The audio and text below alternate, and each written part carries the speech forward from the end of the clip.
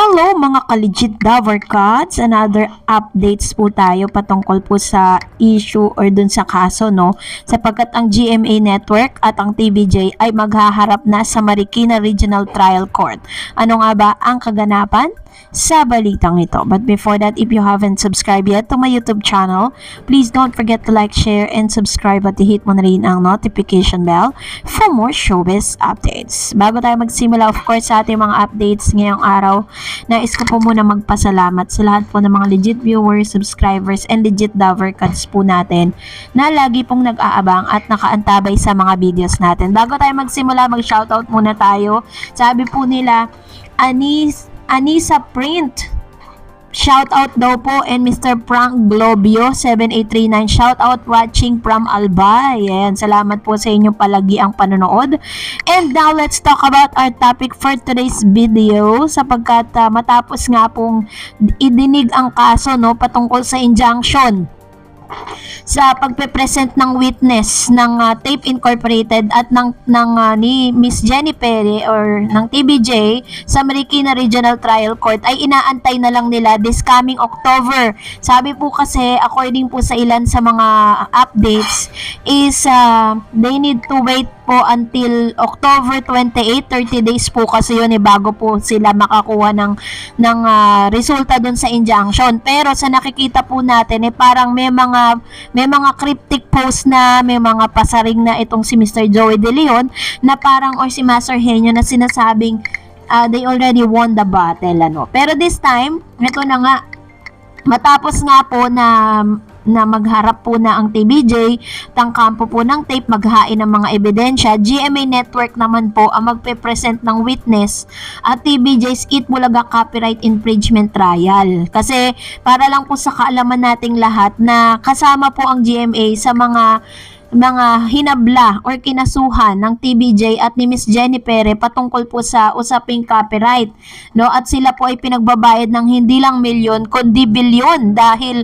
pinayagan daw di umano ng GMA na ipalabas yung kanila pong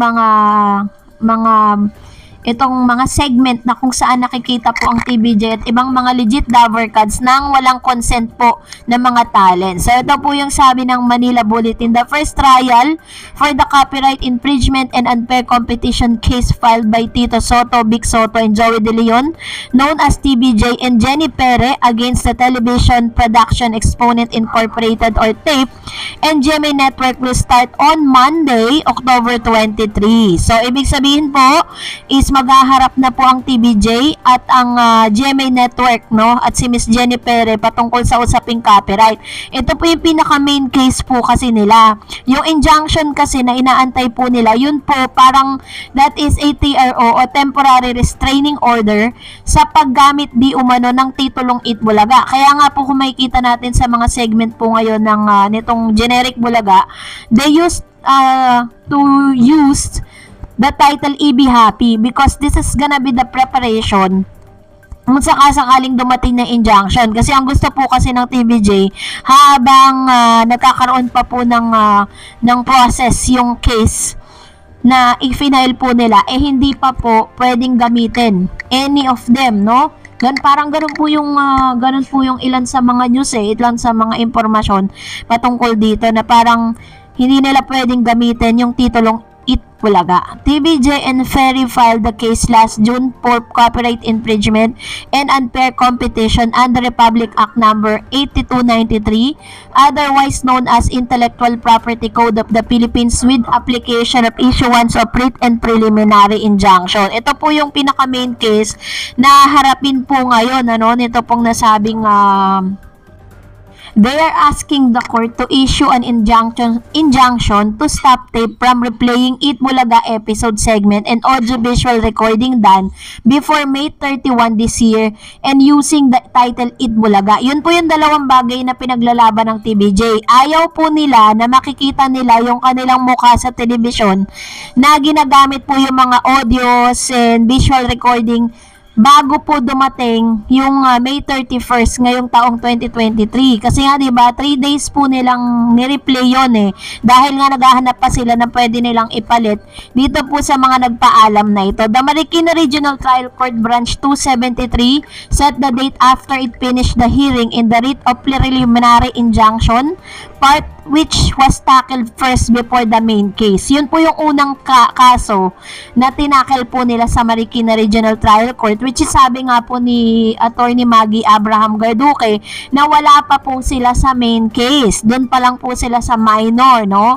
On October 23, GMA Network will present, so this coming Monday, its witness the next hearing set on October 27. So ang tanong nga ng marami, sino daw ang magiging parang witness ng GMA Network dito po sa nasabing hearing? Yun po yung aabangan natin sa susunod na mga updates. The court will decide if TBJ and Perry have claim for copyright infringement against tape over the entire show of Eat Bulaga and the show jingle, and if a permanent injunction can be issued against the two defendants.